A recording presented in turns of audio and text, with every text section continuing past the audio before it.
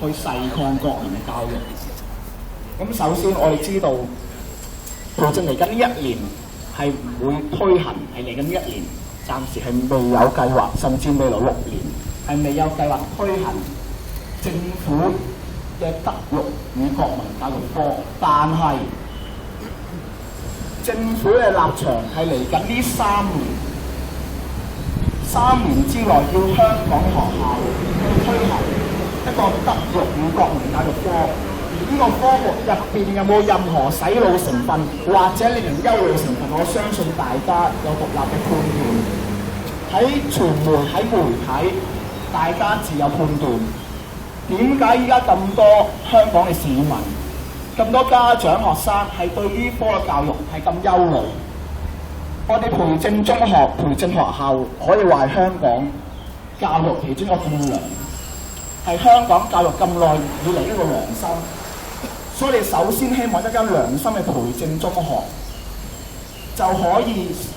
向外大家承諾，以後就算係政府嘅人威逼之下，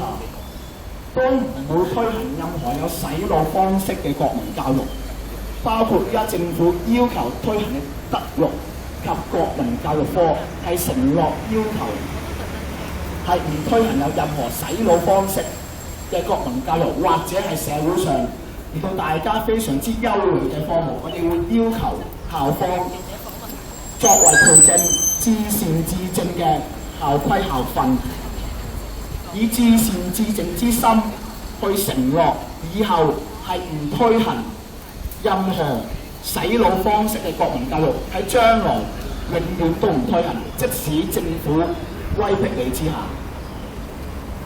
我哋各位今日我哋收集咗好多學生嘅簽名，包括喺2個星期之內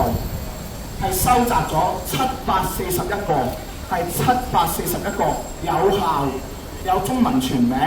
或者英文全名，兼且有級社去留低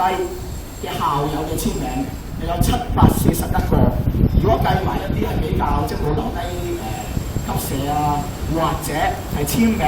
查唔翻資料嘅，甚至係超過1000個、1300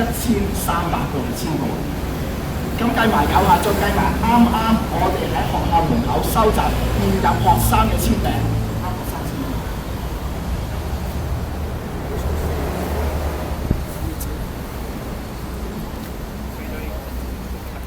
係填滿4張 A4 紙嘅，甚至一張前後都填滿晒嘅，係依家喺培正讀書學生，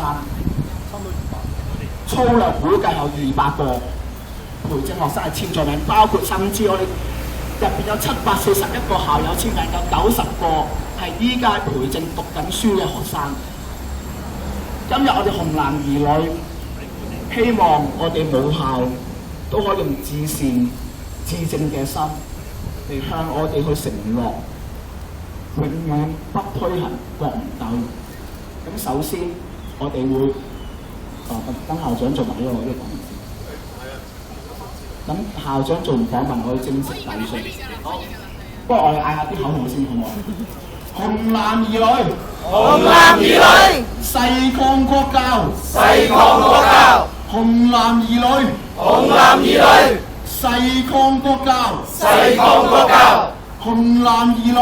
紅藍兒女，反對洗腦，反對洗腦。紅藍兒女，紅藍兒女，